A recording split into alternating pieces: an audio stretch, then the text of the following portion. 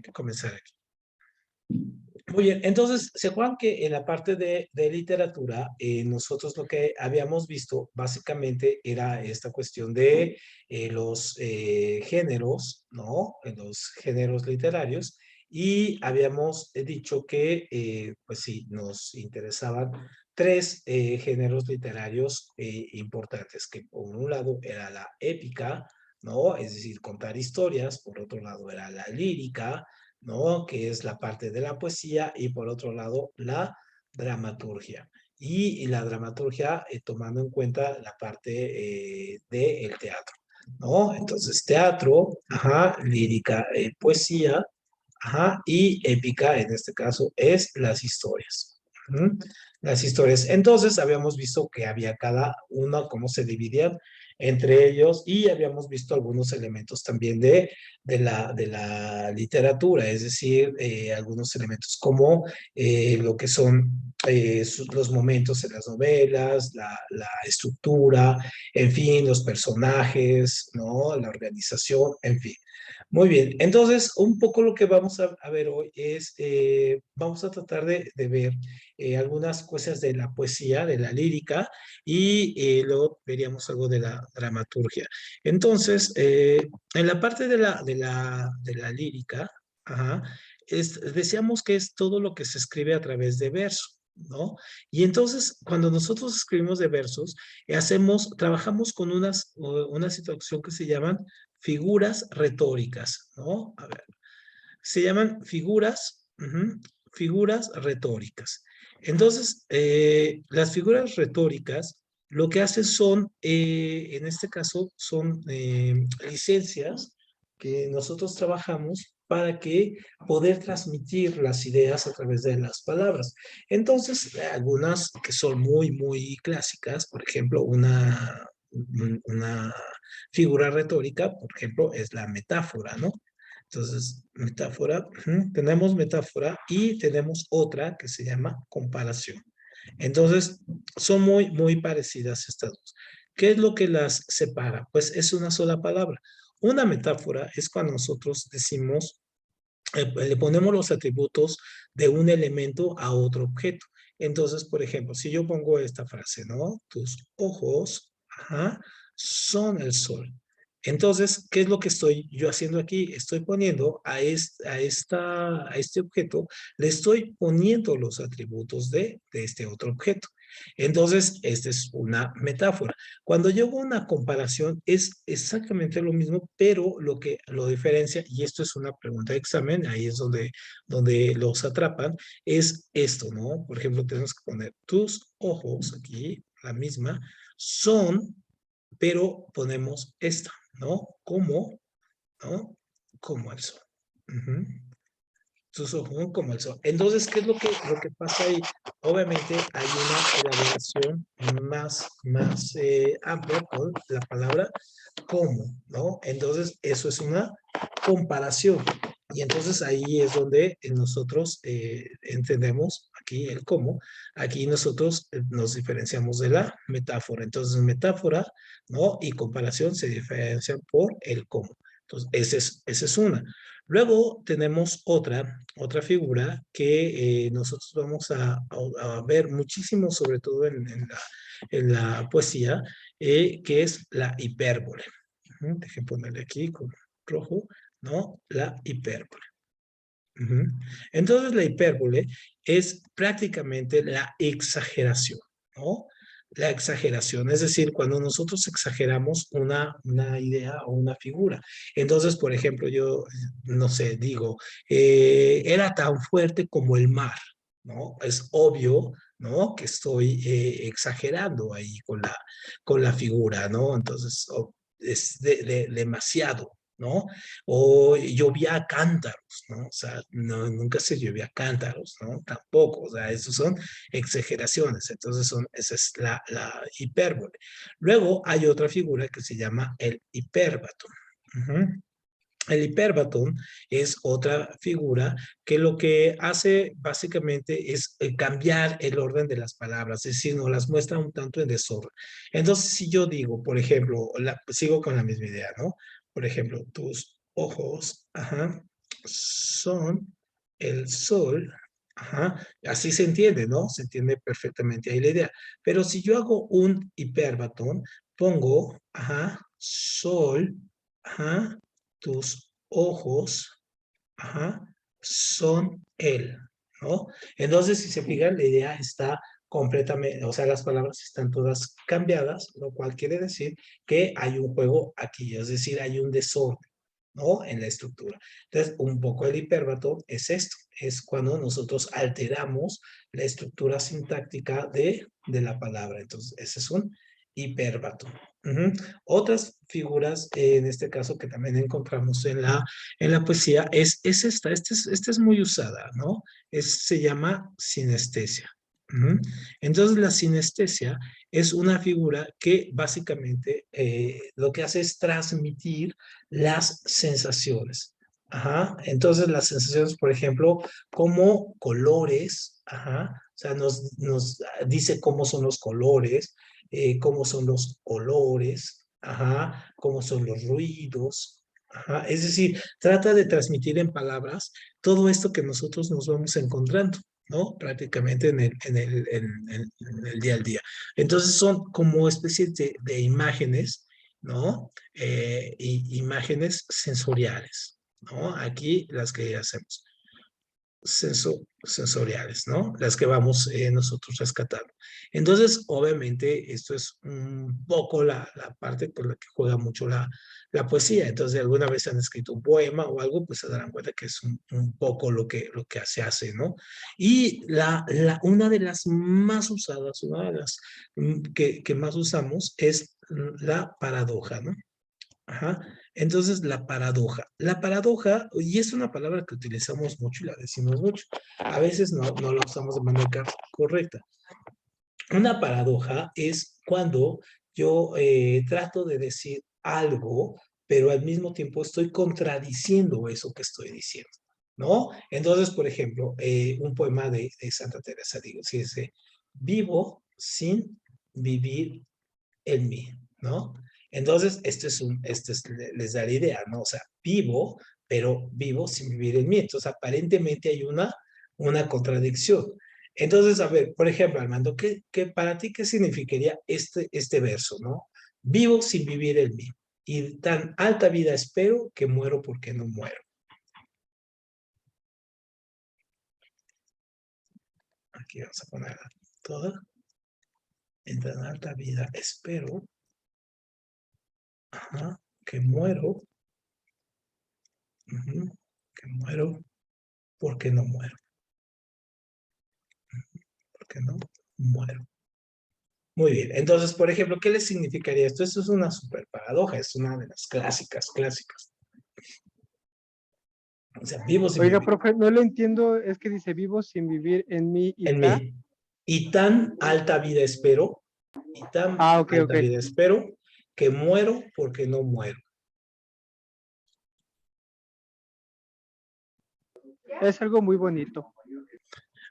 Sí, pero ¿qué significaría? ¿Qué estaría diciendo ahí?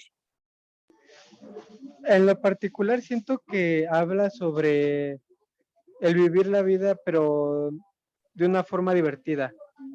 Bueno, yo he escuchado mucho que otras personas dicen, y me incluyen esas personas, que si uno no se está divirtiendo, se siente como si se estuviera muriendo, ¿no? Que no tiene, digamos, algo así por qué emocionarse, por qué alegrarse, ¿no? Todo algo Exacto, tan monótono. Entonces, exacto. yo siento que esta frase, este poema, más bien esta paradoja, se refiere a ello.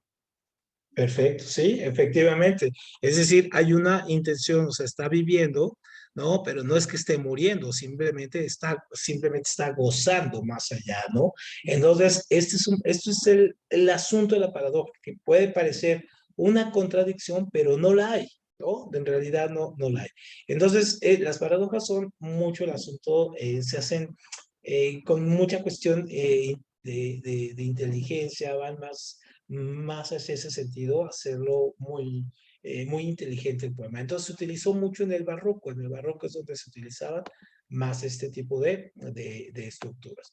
Entonces, bueno, este es un poco lo que se hace con las poesías, estas son las licencias poéticas. Entonces, nosotros cuando nos damos cuenta de esto y cuando leemos poemas, a veces decimos, híjoles, que son demasiado cursis, ¿no? Algunos, o esto. Bueno, finalmente no es que sean tanto así, sino más bien es una cuestión de que a veces no entendemos, ¿no? Lo que nos está diciendo y eso es a veces el gran problema con la literatura, ¿no? Debemos de tener como una, digamos, más apertura hacia ese tipo de cosas, ¿no? Muy bien.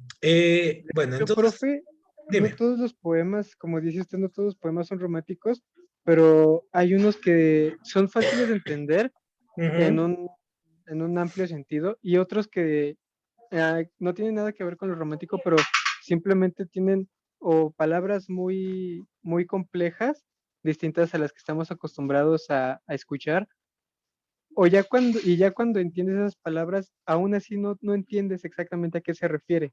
ujú, ujú. Totalmente. Sí, sí, sí. Hay algunos que son incomprensibles. Sí, incluso el uso de las palabras llega a ser tan elevado que sí, y no, a menos que sepas el significado de las palabras, un poco el juego, lo entiendes, si no se queda un poco perdido. Quizá por eso las canciones que escuchamos, que son poemas, que están escritas en forma de poema, e incluso el mismo hip hop, el mismo rap, está escrito en forma de verso, ¿no? Tiene ritmo, tiene esta métrica, es muy interesante. A veces uno tiene que estar muy abusado, ¿no? Porque utilizan todas estas figuras, pero los podemos entender porque tienen un lenguaje como más coloquial, más común. Pero sí, algunos poemas, pues, sobre todo en el barroco, que tienen una complicación durísima y tú dices, bueno, ¿qué me quiso dar a entender? Y no, nunca lo entendemos, ¿no? Muy bien, tienes mucha razón. Perfecto, Armando. Muy bien, entonces vamos a ver en este caso, esta parte de literatura, vamos a ver algunas corrientes, ajá, ahorita vamos a ver unos videos, unas corrientes literarias literarias aquí, que han surgido a través de la historia. Entonces, bueno, como veíamos la clase de antier, perdón, entonces hay corrientes literarias que surgieron desde la India, la Biblia como texto de los hebreos, los griegos con la Ilíada y la Odisea, ¿no? Y la tragedia griega, los romanos con Séneca, ¿no? Los mismos chinos, es decir, las culturas antiguas tuvieron sus propias formas de hacer literatura. Pero para nosotros, para efectos de nuestro examen, nos preguntan más de un momento dado, es decir, a partir del barroco para acá adelante, ¿no? Entonces nosotros tenemos como corrientes que nos interesa estudiar, es el barroco, luego del barroco el neoclásico, el neoclásico, luego del neoclásico está el romanticismo, romanticismo, luego del romanticismo está el realismo, ¿no? Y después del realismo están las que se llaman vanguardias. Entonces, bueno, vamos a ver aquí de qué va cada uno. Entonces, cuando hablamos del barroco, estamos hablando de esta literatura que se escribe sobre todo en el siglo, ¿no? En el siglo XVII, es decir, 1600, y tiene como principal, en este caso, su principal característica es la complicación, ¿no? Complicación, en forma y fondo. Entonces, por ejemplo, lo que decíamos ahorita, ¿no? Está escrito de tal manera que se hacen muy difíciles y la estructura, o sea, la idea también se hace un poco incomprensible. Un poco el barroco, su temática, va sobre todo ligada al corte religioso. Entonces se hacen muchos poemas de corte religioso porque hay una necesidad, hay una guerra en ese momento en el mundo, en Europa, donde la Iglesia Católica está perdiendo la batalla entre el protestantismo, entonces los escritores deben de mencionar, ¿no? La parte religiosa, la parte de Dios, ¿no? Y por esto todo el arte barroco va muy encaminado a solo espiritual, ¿no? Entonces, también hay otro tipo de textos que son textos que curiosamente van a ser los más famosos, ¿no? Que van a ser textos donde analizan, sí, el papel de Dios, de la iglesia, del hombre, pero en todos los contextos de la vida y aparte son un poco críticos con ello, ¿no? Entonces, por ejemplo, tenemos como obra clásica del barroco un libro que se llama, una obra de teatro que se llama Fuente Ovejuna, ¿no? Donde, en este caso de Lope de Vega, del escritor Lope de Vega, y entonces se trata, por ejemplo, de un pueblo donde matan a un emisario del rey, que es el comendador, y cuando están investigando, el pueblo para que, como era muy malo este personaje, para que no castiguen al culpable, el pueblo mismo se hace decir que es el pueblo entero mató al comendador, ¿no? Fuente Ovejuna, ¿no? Siempre grita. Entonces, esa es una obra muy, muy contemporánea, si lo vemos. También, por ejemplo, tenemos pues, los empeños de la casa, en este caso de Sor Juana, ¿no? Que son una obra de teatro, los empeños de una casa, ajá, y de Sor Juana, ¿no? Entonces, obviamente también tenemos a dos poetas muy famosos, en este caso es Góngora, ajá, Góngora no, Miguel Ángel de Quevedo, y Quevedo, ¿no? Entonces, ellos dos, en este caso, Góngora, se vuelve lo que se va a llamar un culterano, ajá, porque digamos, su estructura es muy difícil de entender lo que quiere decir, y Quevedo en este caso, él se vuelve muy complicado, sobre todo en la forma. Pero él hace poemas muy, muy, muy divertidos, ¿no? Y pone muchas exageraciones, muchos hipérbatón, pone muchas metáforas y muchos, en este caso, hipérboles, ¿no? Se burla mucho. Muy bien, déjame borrar aquí. Entonces, ese es el barroco. Ahora, el barroco, al tener este carácter tan complicado, tan difícil, pues obviamente, perdón, pues obviamente está dirigido a un público. ¿A qué público está dirigido el barroco? Pues a la clase culta, ¿no? Es decir, no al pueblo, sino a la clase culta.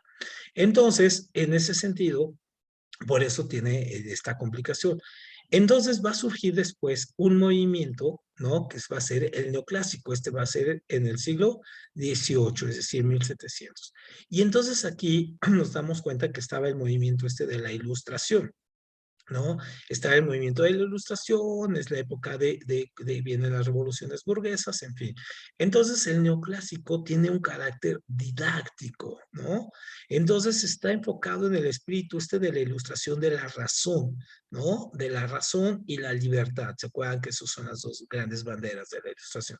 Entonces la razón y la libertad van a hacer que la literatura tenga muchas reglas y esté muy estructurada. Entonces, obviamente, la literatura, en este caso, tiene que seguir, los escritores tienen que seguir estas reglas para poder sobresalir.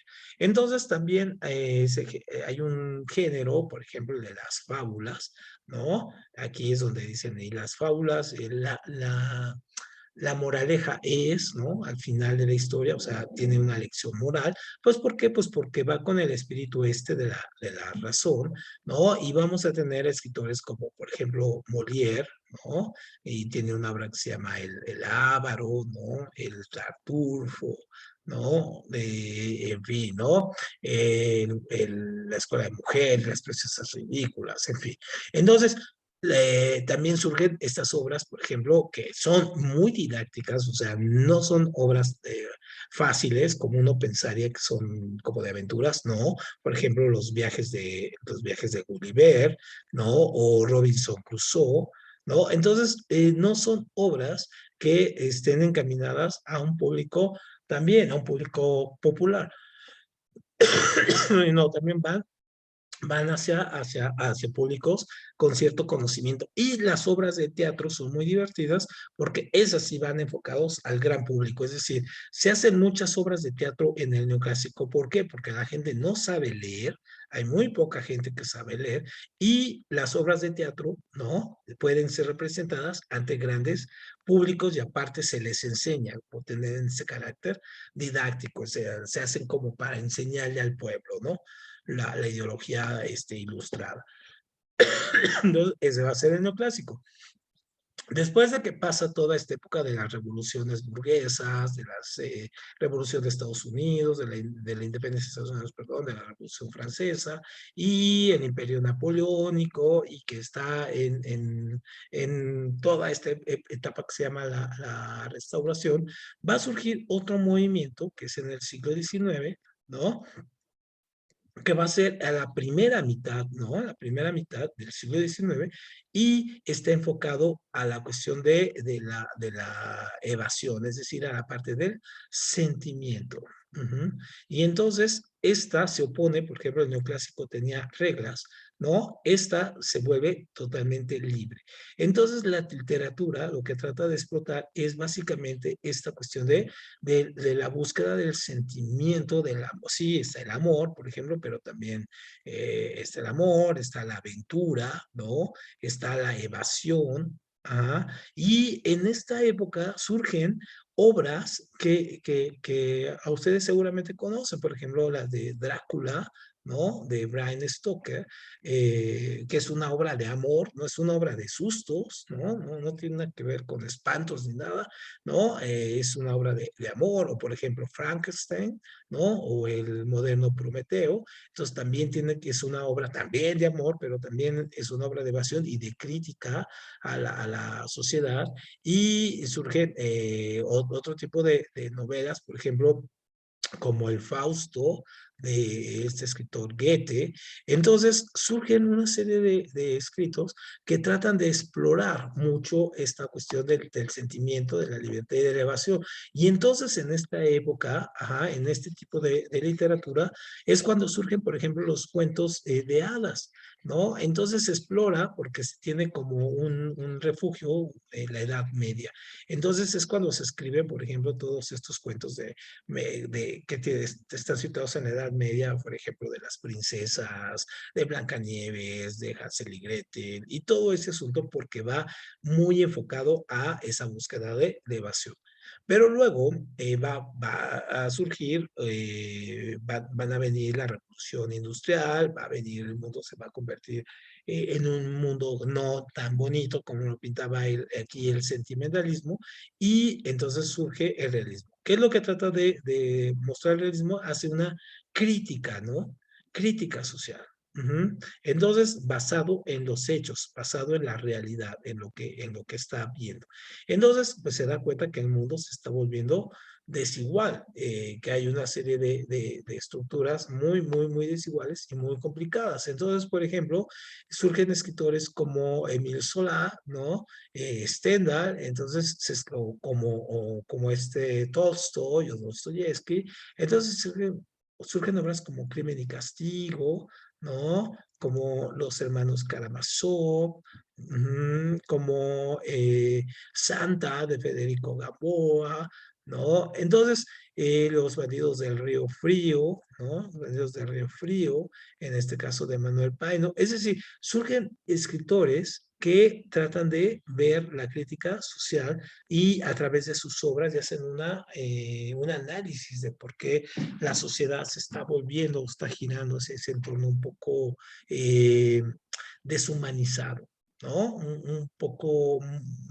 cargado hacia esta situación de poca empatía, ¿no?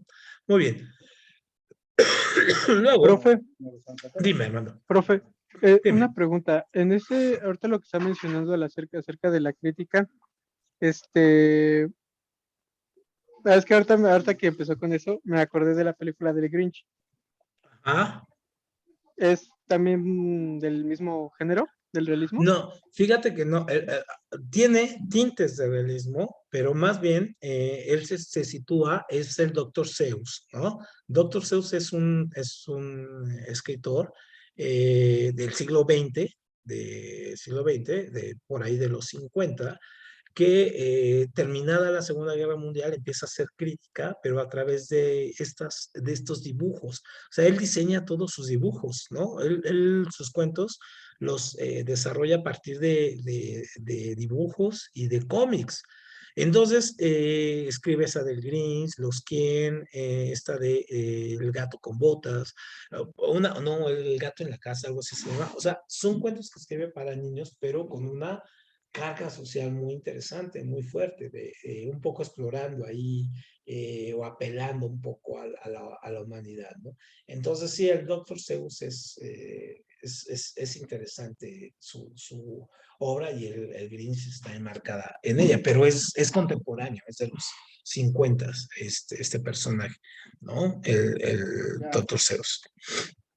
Ah, ok, Muy está bien, bien. profe. Es que como lo fue mencionando, no sé, se me vino a la Ajá, mente. sí, pero por ejemplo, de esta, hay una que siempre vemos y la reproducen en toda, siempre en Navidad lo vemos y lo han reproducido en todas las historias hasta de Disney, ¿no? Que es Charles Dickens, ¿no? Charles Dickens escribe un libro, bueno, un cuento, perdón, que se llama El fantasma de Navidad, ¿no? Entonces, el fantasma de Navidad. Entonces, esta obra es la clásica que vemos siempre en Navidad, donde a un personaje que es un rico, ¿no? Todo amargado, todo mala onda, ¿no? Se le presentan tres fantasmas, ¿no? El fantasma del presente, del fantasma del futuro y el fantasma del pasado. Y cada uno de estos fantasmas le muestra cómo es su vida, ¿no? Por ejemplo, el del presente demuestra que su vida es totalmente infeliz, ¿no? Que es muy triste, que está solo. El fantasma del futuro le dice cómo va a morir, ¿no? En la soledad total. Y el del pasado le muestra cuando es niño y de dónde se generaron sus problemas. Entonces, y al final, pues termina ya queriendo la Navidad y todo ese asunto. Entonces, es un poco de lo que también ve Charles Dickens, ¿no? En su obra. Incluso hay unas caricaturas, por ejemplo, de los años 80, 70. Pregúntenle a sus, no a sus papás, porque creo que sus papás son más jóvenes. Por ejemplo, sus abuelitos se llamaban Remy, por ejemplo, Heidi, ¿no? Y todas esas que son de la manga, de la estructura de estas caricaturas japonesas, están basadas en esta época, ¿no? Están basadas en las historias del realismo. Ujú.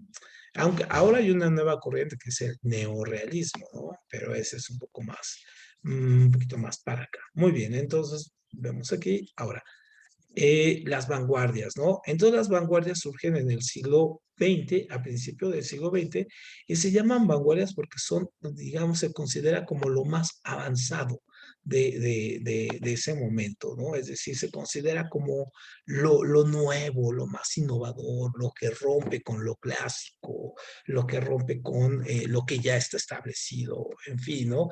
Entonces es cuando surgen personajes como Dalí, cuando surgen personajes como Pablo Picasso, por ejemplo, en la pintura, ¿no? Y algunos figuras como Marcel Duchamp en la escultura, en fin.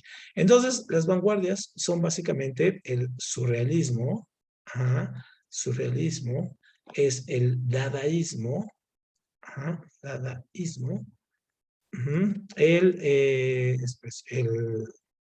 expresionismo, ajá, el expresionismo, y tenemos otras como es el futurismo, ¿no? Ujú. Entonces, por ejemplo, cada una de estas vanguardias, que son, van a ser de hecho muchas, estas digamos son las más representativas, cada una de estas tiene una forma de escribir. Entonces, por ejemplo, los surrealistas. ¿Qué hacían los surrealistas? ¿Cuál es el motivo principal del surrealismo? Es el sueño, ¿no? O sea, no el dormir, sino los sueños. Y entonces, por ejemplo, los surrealistas, como el principal, ahorita me acuerdo si me fue su nombre, permítame, él se dormía, ¿no? Se dormían un tiempo y cuando despertaban apuntaban sus sueños, ¿no? Y entonces prácticamente eso eran sus poemas. Entonces, por ejemplo, las obras de Salvador Dalí están inspiradas en esta idea de cómo son los sueños, ¿no? Cómo se da el tiempo, cómo pasamos de un momento a otro, ¿no? Cómo vemos cosas que ni siquiera hemos conocido, en fin, ¿no? Entonces, es un poco, espérame, el autor principal de esto es, ay, bueno, se me va el nombre. Bueno, ahorita me tengo que acordar, espérame. Bueno, en lo que me acuerdo, vamos con este. Entonces, el dadaísmo, este es muy revolucionario en su momento porque significa nada, ¿no? Es decir, no tiene ningún motivo como escritura, como género, en fin. Entonces, por ejemplo, los dadaístas hacían, digamos, rompían un periódico en cachitos, ¿no? Las letras, y luego los metían en una bolsa y iban sacando de la bolsa las palabras y así iban escribiendo sus textos, ¿no? Así, un poco. Entonces los textos de repente dadaístas no significan nada. Por ejemplo, otro acto dadaísta es, por ejemplo, como expresión, era de que se sube un tipo a un escenario junto a un piano, va a dar un concierto, se llama el concierto Dada, se sienta junto al piano y ahí se queda 2 horas sin tocar el piano, ¿no? O sea, no hay nada. No suena nada, no toca, y eso es su obra, ¿no? Estar frente al piano y no sentar, y no tocar nada. Entonces, eso es el dadaísmo. Si se fijan, rompen con las cosas, ¿no? Esto es muy, muy curioso.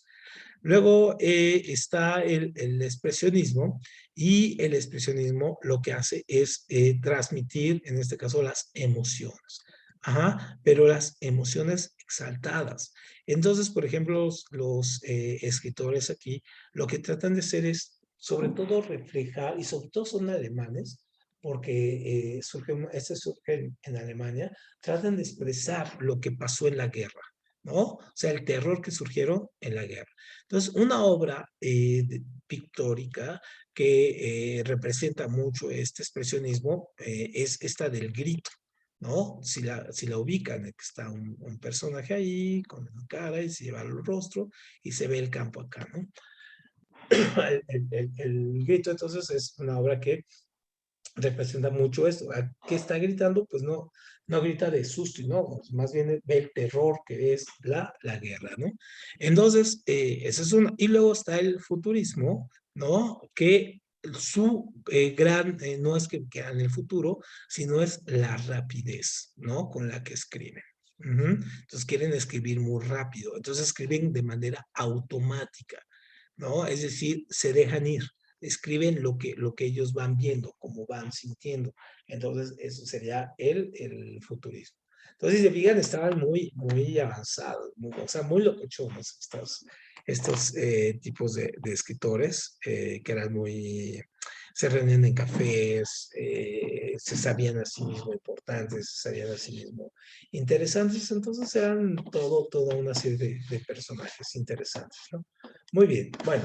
Entonces, ahorita vamos a ver entonces, déjame pasar aquí, vamos a ver entonces estos 4 videos pequeños, no duran más de 5 minutos cada uno, duran menos, sobre los conceptos generales que hemos trabajado y algunos conceptos que vienen en el texto. Entonces, recuerden que todo este material ustedes lo van a tener, se los voy a enviar y no tienen mayor problema. Entonces, déjenme ponerlo aquí. Dejen compartirles acá en esto. Permítanme un segundo. Ajá, y a ver dónde está esto. Página. Aquí. Espérenme un segundo porque lo estoy tratando de llevar a otro lado. Ahorita ustedes todavía siguen de vacaciones, ¿verdad? O sea, todavía ustedes no entran a clases. ¿O sí ya entraron a clases? Permítanme, ahorita respondo. En mi caso, yo entro este lunes que viene. Sí, apenas, ¿no? Apenas van a entrar. Sí, yo creo que sí. A ver, permítame un segundo, ya que aquí con tantos recursos de repente es un poco difícil manejar tantas pantallas. Bueno, ahí está. Y ahora el zoom. Lo abro acá. Y voy a dejar de compartir esta pantalla. Ahí está. Ya lo voy a hacer. Muy bien, aquí está. Entonces, bueno, vamos a ver este pequeño texto. Déjenme poner el sonido. Creo que no estábamos. Sí está. Muy bien, entonces ponemos esto. Lección 1. Contenido, definición y propiedades del texto. Relación entre la función lingüística y su organización textual. Definición y propiedades del texto. Los textos son un conjunto de enunciados expresados de una manera coherente. Pueden ser transmitidos por medio de la escritura u oralmente. Los textos escritos de manera adecuada poseen las siguientes 5 propiedades: propósito, adecuación, cabalidad, coherencia y disposición. Veamos el siguiente texto de Augusto Monterroso, considerado como el cuento más corto del mundo. Cuando despertó, el dinosaurio todavía estaba allí. El propósito del texto es el de transmitir la idea, en este caso, la presencia del dinosaurio. La adecuación del texto se refiere a que el contenido concuerda con la finalidad del mismo. La cabalidad se refiere a que el texto es completo, es decir, no hace falta ningún elemento para su comprensión. La coherencia es la secuencia lógica y congruente del texto. La disposición espacial se refiere a la presentación gráfica del texto, por ejemplo, márgenes, encabezados y pies de página. El contenido de un texto puede ser objetivo o subjetivo, dependiendo de la intención comunicativa. Cuando hablamos de la connotación, nos referimos al significado subjetivo del texto. Por el contrario, la denotación es el sentido objetivo del mismo. Veamos un ejemplo de connotación y denotación. Cuando decimos echarle mucha crema a sus tacos, para describir a una persona que exagera al contar sus historias, estamos utilizando la frase por su connotación, es decir, de manera subjetiva. Si te gustan los tacos con mucha crema y le pides al taquero que le eche mucha crema a tus tacos, estás usando la frase por su denotación, es decir, de manera objetiva. Repasemos los contenidos de la lección 1. Definimos el texto y hablamos de sus principales propiedades: propósito, adecuación, cabalidad, coherencia y disposición espacial. También hablamos de la relación entre la función lingüística y su organización textual. Muy bien, ese es el primero, entonces ahí creo que ahí tienen alguna duda con esto, con las propiedades del texto, la relación entre lo connotativo y lo denotativo. No, profe, ninguna pregunta. ¿No? Están muy claros, ¿no? Estos videos. Entonces déjenme compartirles Sí. aquí el otro. Y a ver, déjenme compartirles aquí. ¿Dónde está? Espérame, es que se me esconde mucho el texto. Déjame llevar esto para otro lado. Aquí y aquí ya me aparece. Bien. Ahí está, entonces se los comparto. Aquí, ok, aquí está. Perfecto. Compartir.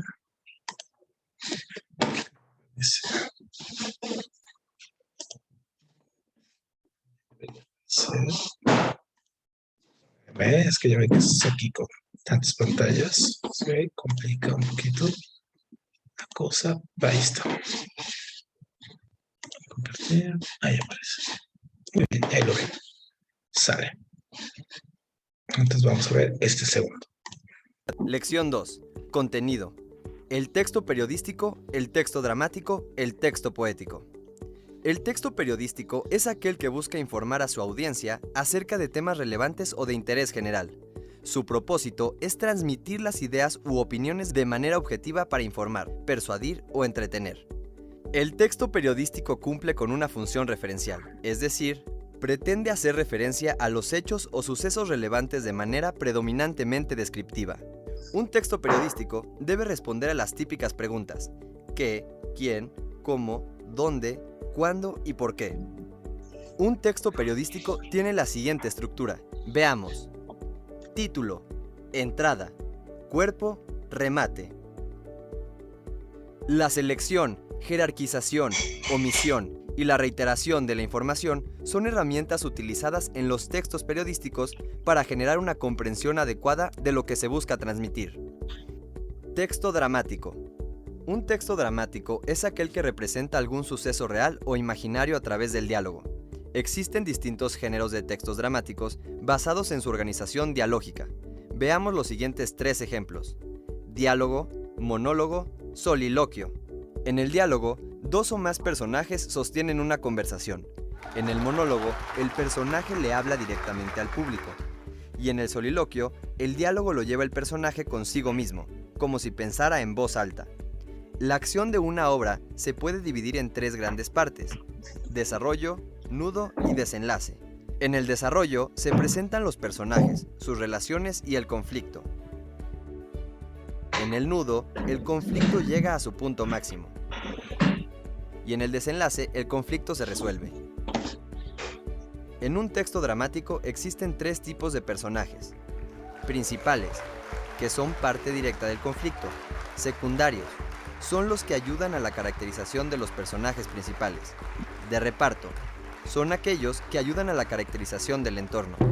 Además, los personajes también pueden clasificarse por el papel que desempeñan. Protagonistas, tienen un papel central en la obra y son aquellos que provocan la acción. Antagonistas, son personajes causantes de los problemas del personaje protagonista. Los principales géneros de los textos dramáticos son la tragedia y la comedia. La tragedia se caracteriza por tener un tono serio y un rumbo fatal. El destino del personaje es ineludible y termina en la destrucción física o moral del mismo. A diferencia de la tragedia, la comedia posee un tono ligero y sencillo. Los problemas se desarrollan de manera humorística y por lo general se resuelven con un final feliz. El texto poético. El texto poético es aquel que aspira a la estética y el uso metafórico del lenguaje. Se preocupa por la belleza y busca transmitir no solo ideas, sino emociones al interlocutor. Los poemas pueden estar escritos en verso o en prosa. Existen ciertos recursos literarios que nos ayudan a analizar el poema de manera intratextual, es decir, en su forma. Analicemos los siguientes 3. Metro, rima, ritmo. El metro es una forma de medir un poema a través del número de sílabas que contiene cada verso. Por ejemplo, si un poema está escrito con versos de 11 sílabas, estos versos se conocen como endecasílabos. Cuando mi error y tu vileza veo, contemplo, Silvio de mi amor errado, cuán grave es la malicia del pecado, cuán violenta la fuerza de un deseo. Sor Juana Inés de la Cruz. La rima. La rima es un recurso que se caracteriza por el parecido sonoro de 2 sílabas. Se llaman consonantes cuando la sílaba completa se repite y sonantes cuando solo las vocales se repiten. Por ejemplo, de mi amor errado, cuán grave es la malicia del pecado. El ritmo. El ritmo de un poema está definido a partir de la intensidad y la distribución de las sílabas. Es similar al ritmo de una canción. Diferencia unas sílabas de las otras para darle cuerpo al poema. Si Adelita se fuera con otro. Otros recursos literarios del poema son las figuras retóricas. Analicemos los siguientes 3 ejemplos. La metáfora, la sinécdoque, la hipérbole. La metáfora. La metáfora es el cambio de significado de una frase o palabra por otra con una finalidad estética. Por ejemplo, cuando decimos, esa decisión lo colocó entre la espada y la pared, nos referimos a que se encuentra obligado a tomar una decisión difícil que no quisiera tomar. La sinécdoque. La sinécdoque utiliza una parte de algo para representar el todo o el todo para representar una parte. Por ejemplo, han pasado 50 primaveras desde que nos conocimos.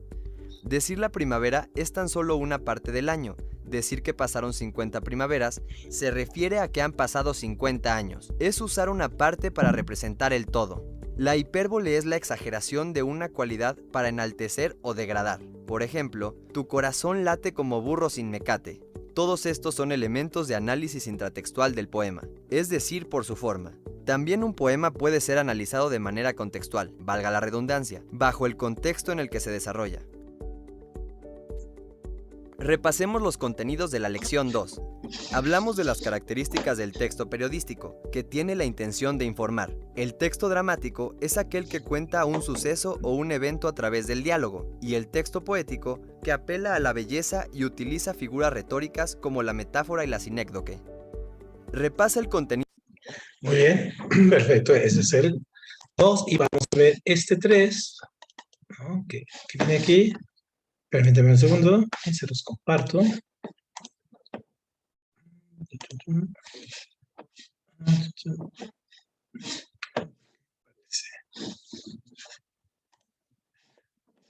Ahí está.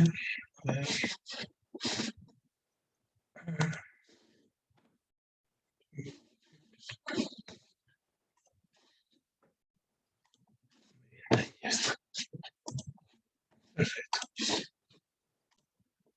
Y vemos este último. Lección ¿Sale? 3. Contenido. Géneros literarios. Los géneros literarios son la manera de agrupar o categorizar las distintas obras literarias de acuerdo a los rasgos que tienen en común. Por ejemplo, de acuerdo con el tema, el lenguaje o la estructura que utilizan. Existen 3 tipos de géneros literarios clásicos: épico, lírico y dramático. El género épico literario es aquel en el que el autor relata hechos históricos de manera legendaria, tiene una connotación objetiva y se caracteriza porque aparece un héroe donde se magnifican las hazañas que éste realiza, por ejemplo la Ilíada y la Odisea de Homero. Debido a su extensión y alcance, se pueden encontrar distintos subgéneros dentro de la épica, como lo pueden ser el mito, la leyenda y la epopeya. La lírica es el género literario en el cual se utiliza la subjetividad para transmitir los sentimientos de una persona. Se caracteriza por tener un tono emocional y busca reflejar el espíritu y las pasiones humanas. Temas como el amor, la alegría y la tristeza son recurrentes en este género literario. Asimismo, la lírica contiene otros subgéneros entre los cuales destacan el himno, la oda y la elegía. La oda a la alegría, escrita por Schiller y musicalizada por Beethoven, es un ejemplo de la lírica. La dramática es un género literario en el cual se representa una acción de la vida cotidiana por medio del diálogo de uno o varios personajes. El género dramático se caracteriza por intentar transmitir de manera contundente los hechos y sentimientos de la historia a través de la representación. Hamlet de Shakespeare es un ejemplo de una obra dramática. ¿Ser o no ser? Esa es la cuestión. Los principales géneros de la dramática son la tragedia y la comedia. Corrientes literarias. Realismo. El realismo literario es la corriente que planteó la ruptura con el romanticismo a partir de la segunda mitad del siglo XIX. A diferencia del romanticismo, el realismo pretende eliminar la subjetividad y las pasiones del individuo centrando sus esfuerzos en una reproducción lo más exacta posible de la realidad. Tiene una postura de rechazo directo al sentimentalismo del individuo e intenta reflejar en cambio su marco nacional e histórico.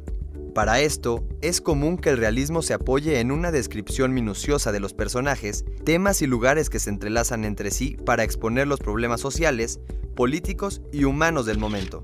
Por lo general, intenta señalar y denunciar los males que afectan a una sociedad.